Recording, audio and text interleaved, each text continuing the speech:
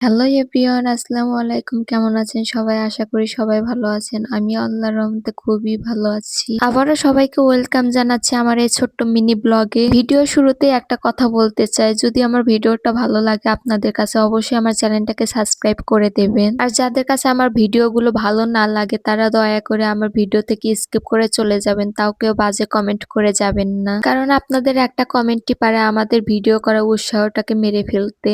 আপনাদের কাছে হয়তো আমাদের ভিডিওগুলো ভালো নাও লাগতে পারে, সেক্ষেত্রে কিন্তু আপনারা বাজে কমেন্ট করে যেতে পারেন না। আপনাদের কাছে হয়তো আমাদের ভিডিওগুলো ভালো নাও লাগতে পারে, সেক্ষেত্রে দেখবেন না আমরা কিন্তু আপনাদেরকে জোর করে দেখতে বলিনি। সো এভরিওয়ান, অনেক জ্ঞান দিয়ে ফেললাম, কেউ কিছু মনে করবেন না। আর যাদের আমার কথাগুলো খারাপ লাগছে হয়তো তারাই আমাকে বাজে কমেন্ট করে, আর যাদের আমার কথাগুলো ভালো লাগছে তারা হয়তো আমাকে উৎসাহ করার জন্য ভালো কমেন্ট করেন। আমি কিন্তু আজকে বাড়ির উপর থেকে জেলেদের কাছ থেকে ছোট মাছ কিনেছিলাম। মাছগুলো দেখতে আমার কাছে বেশ ভালো লেগেছিল, সেজন্য আমি কিনেছিলাম। মাছগুলোকে আমি বাড়ির উপর আনার পর কেটে মেটে ধুয়ে পরিষ্কার করে নিয়েছিলাম। এরপর রান্না করার জন্য সবকিছু রেডি করতেছিলাম। ছোট মাছ রান্না করার ক্ষেত্রে কিন্তু পেঁয়াজ বেশি দিলে মজা লাগে। আমি এখানে আলু দিয়েছিলাম 2টা। সবকিছু ধুয়ে আবারও রেডি করে ফেললাম তরকারি রান্না করার জন্য। আমি এখানে একটা কড়াই নিয়েছিলাম, কড়াইয়ের ভেতরে পেঁয়াজগুলো ঢেলে দিয়েছিলাম এবং আমি একে একে সবকিছু দিয়ে দিচ্ছিলাম। সব মশলা আমার দিয়ে দেওয়া ডান হয়ে গেছে। এবার একটু তেল ঢেলে দেব এবং সব মশলাগুলোকে মাখিয়ে নেব।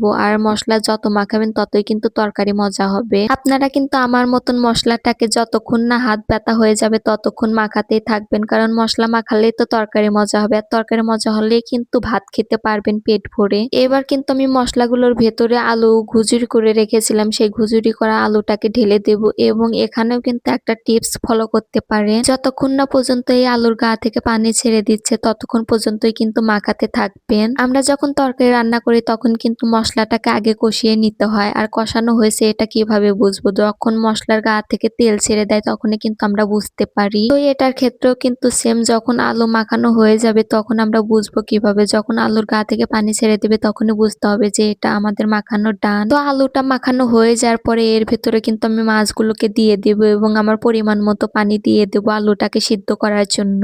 সবকিছু হয়ে গেছে, এবার শুধু রান্না করার পালা। এই জায়গাটাতে আবার অনেকেরই প্রশ্ন থাকতে পারে যে মাটির সরা কেন ব্যবহার করে? আরে ভাই, আমাদের গ্রাম অঞ্চলে কিন্তু মাটির সরাই বেশি ব্যবহার করা হয়। আমি কিন্তু ছোট থেকেই দেখে আসতেছি যে আমার খালাই মাটির সরা আর মাটির কাঁসাই বেশি ব্যবহার করে, তো আমিও ব্যবহার করি। আর খালা মারা যাওয়ার আগে কিন্তু অনেকগুলো কাঁসা সরা রেখে গিয়েছিল, তো আমি সেগুলোই ব্যবহার করতেছি এখন। তরকারি রান্না করা হয়ে গেলে এবার একটু আমি পেট ভরে ভাত খাবো, কারণ অনেকদিন হলো আমি ছোট মাছ খাই না। কারণ ছোট মাছ আমার করতে মন চায় না, সেজন্য ছোট মাছ বেশি আনাও হয় না। এবার আমি লেবুর খোসাটাকে ছাড়িয়ে নেব এবং এটা দিয়ে ভাত খাবো। আমি কিন্তু লেবুর রস খাই না, লেবুর খোসাটাই বেশি খাই, কারণ আমার গ্যাস্ট্রিকের অনেক সমস্যা। লেবুর রস খেলে কিন্তু আরো বেশি হয়। আগে কিন্তু লেবুর খোসা খেতে পারতাম না, আমার কাছে তিতা লাগতো, কিন্তু এখন খেয়ে খেয়ে অভ্যাস হয়ে গেছে। এখন এটা ছাড়া আর ভাতই খেতে পারি না আমি। তো আমার মতন কে কে লেবুর খোসাটাই বেশি পছন্দ করেন অবশ্যই কমেন্টে জানিয়ে যাবেন। তো আমার ভাত খাওয়া শেষ হয়ে গেলে আমি কিন্তু এখন আবার চটপটি মাখিয়ে খাবো। এটা আমার বড় আপু আমার জন্য পাঠিয়েছিল।